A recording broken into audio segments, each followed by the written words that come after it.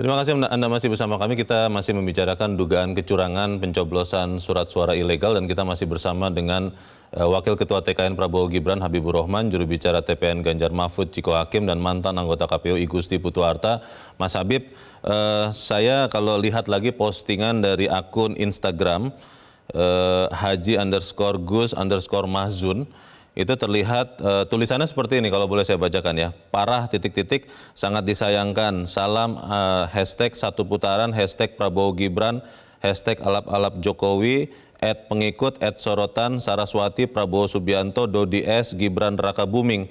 Ini memang benar-benar temuan atau memang sesuatu yang tadi sempat kita tayangkan, Pak Mahfud menduga jangan-jangan ada orang yang bergerak untuk mencoblos yang di Malaysia ini. Mas Habib bagaimana? Ya tentu kita tidak dalam kapasitas mengambil kesimpulan. Ya. Kalau itu kemudian beredar, ada akun media sosial yang mempublikasikannya, kan mungkin saja dia juga mendapatkan informasi yang sama lalu dipublikasikan. Kalau saya kan mendapatkan informasi, saya tempuh jalur hukum.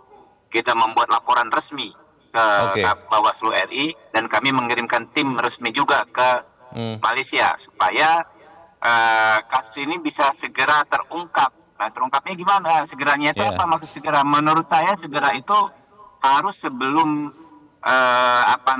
sebelum hari H pencoblosan harus sudah jelas, minimal gelar perkara awalnya itu sudah jelas kalau mengacu ke pemeriksaan di kepolisian.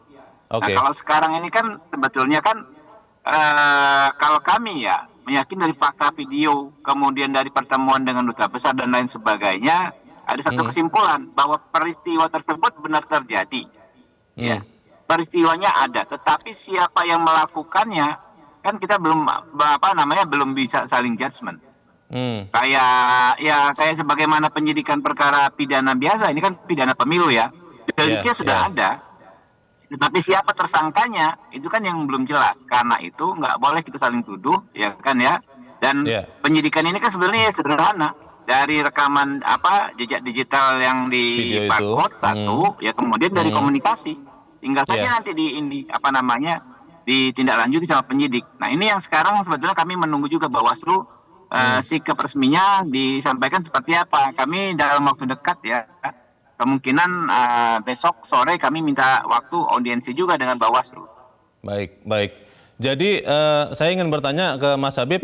Jadi ini sama sekali bukan operasi intelijen atau apapun itu namanya yang dilakukan oleh 02, bukan ya Mas Habib ya?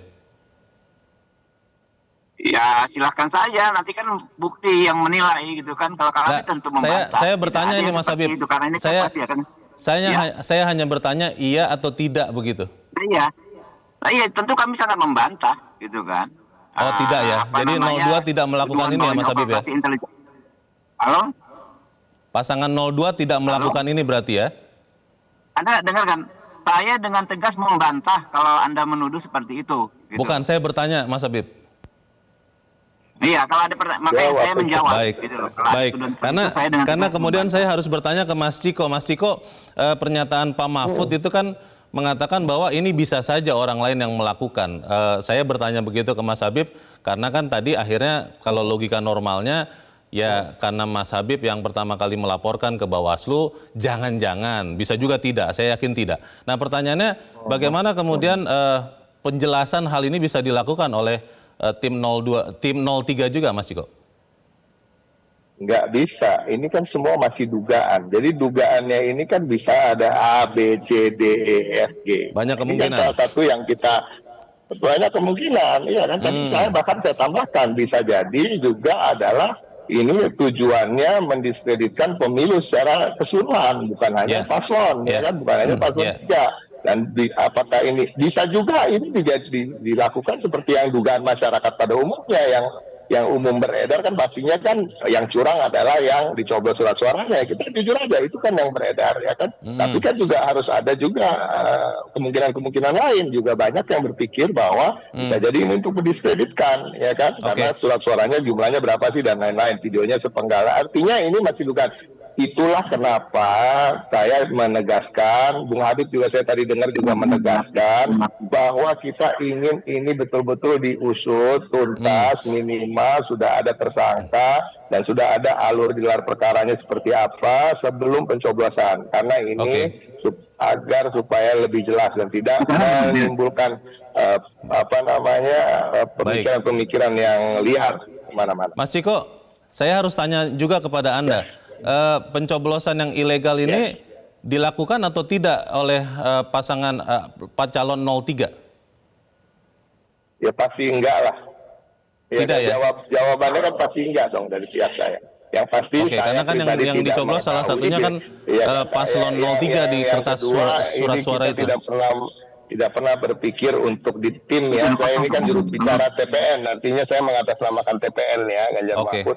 Sama sekali di tim kami tidak pernah ada pemikiran, pembicaraan untuk melakukan hal-hal yang melanggar undang-undang atau peraturan-aturan dalam pemilu. Sebelum ke Pak Putu, kita akan lihat dulu, ini adalah pernyataan dari Badan Pengawas Pemilu atau Bawaslu. Saat ini Panwas Luar Negeri dalam pantauan langsung Bawaslu RI sedang melakukan upaya penelusuran. Upaya penelusuran adalah upaya aktif yang dilakukan Bawaslu untuk mencari informasi sebanyak-banyaknya sehingga sebuah dugaan peristiwa pelanggaran menjadi terang benderang.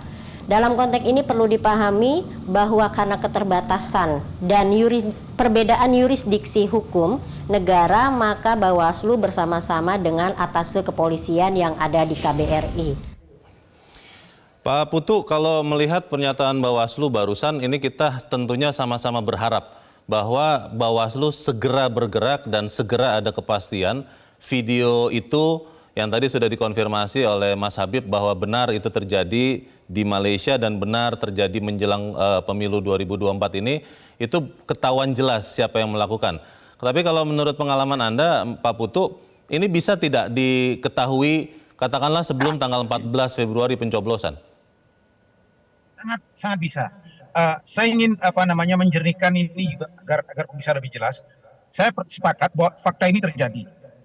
Kemudian yang kedua, fakta ini sangat potensial terjadi di wilayah yurisdiksi pemerintah Malaysia, di kantor pos, ya, karena surat suara itu akan segera dikirim ke alamat-alamat yang dituju. Itu yang kedua. Yang ketiga, itu berarti sangat mungkin dengan pola-pola yang terjadi pada peristiwa-peristiwa yang sama pada pemilu-pemilu sebelumnya, ada operator orang Indonesia yang menggerakkan kemudian oknum petugas di Malaysia, apakah di pos, untuk melakukan operasi ini. Jadi tidak mungkin langsung tim kampanye ataupun orang Indonesia yang akan melakukan operasi, karena itu ada di wilayah kantor pos milik pemerintah Malaysia. Operasi ini yang kemudian bisa dengan cepat bisa ditangkap. Kemudian yang ketiga, saya orang yang sangat percaya bahwa sebetulnya semua capres ini jadi korban. Pola-pola yang terjadi selama ini dari 2009-2014 sebetulnya ini kan kegenitan oknum tertentu. Kegenitan oknum tertentu, apakah kemudian tim kampanye caleg tertentu, apakah operatornya juga bergerak di situ atas perintah caleg, kita tidak tahu. Mudah-mudahan fakta ini terungkap, yang kemudian mengorbankan capresnya. Di beberapa kasus tidak ada order kecurangan dua ini, capres dan caleg misalnya, di beberapa kasus. Tapi kalau kasus yang sekarang seolah-olah ada dua order, capresnya juga dicoblos, calegnya juga dicoblos. Karena ada gambar caleg yang dicoblos juga ya Pak Putu ya? Ya. Sehingga saya kira saya dengan pengalaman selama ini saya ingin mengatakan bahwa kawan-kawan di capres ini sebenarnya jadi korban saja atas dinamika kegenitan yang dilakukan oleh oknum itu. Ya. Ini ada informasi Pak Putu bahwa memang mungkin ini justru yang berkepentingan adalah calegnya, bukan capresnya. Ini capres hanya disertakan saja, Pak Putu. Iya. Saya sepakat itu, karena pola ini kan sebetulnya selalu berulang dari 2009. Dan yang gatal itu kan sebetulnya, kalau menuduh caleg kan salah, karena tidak terbukti. Tetapi orang yang berkepentingan agar calon anggota legislatif itu lolos. Itu bahasanya mungkin. Bisa saja mungkin calegnya tidak berkepentingan, tapi operatornya di bawah yang sebagai tim kampanye atau yang genitnya luar biasa begitu, tidak lapor sama calegnya lalu melakukan kecurangan semacam ini. Tapi saya mau mengatakan bahwa ini di wilayah tim caleg itulah yang kemudian kegenitan itu terjadi sehingga mengorbankan para capres ini. Baik. Ini tentunya harapan kita bersama supaya ada kejelasan sesegera mungkin supaya kepercayaan kita kepada Bawaslu, kepada KPU baik di dalam maupun luar negeri tetap terjaga. Mas Habib, terakhir apa harapan Anda agar kasus ini bisa segera selesai sebelum 14 Februari supaya kita sama-sama tetap optimis dengan pemilu ini, Mas Habib? Ya, kami bukan hanya berharap tapi juga berikhtiar ya. Kami tim kami tetap masih ada di sana ya. Tapi yang paling penting sebetulnya nih Bawaslu juga kalau bisa mengirimkan tim ke sana. Karena kan ini kan ada melibatkan juga penegak hukum dari negara lain ya. Kayak tadi disebutkan PDRM. Ya, tentu kan bisa berkoordinasi dengan Atpol kita, atas kepolisian kita agar proses pencarian informasi itu bisa berlangsung lebih cepat. Oke, kita harap itu sama-sama. Terima kasih untuk Pak Putu Artap, Mas Habibur Rahman, dan juga tadi Mas Ciko Hakim sudah bergabung bersama kami. Selamat malam. Jelajahi cara baru mendapatkan informasi. Download Metro TV Extend sekarang.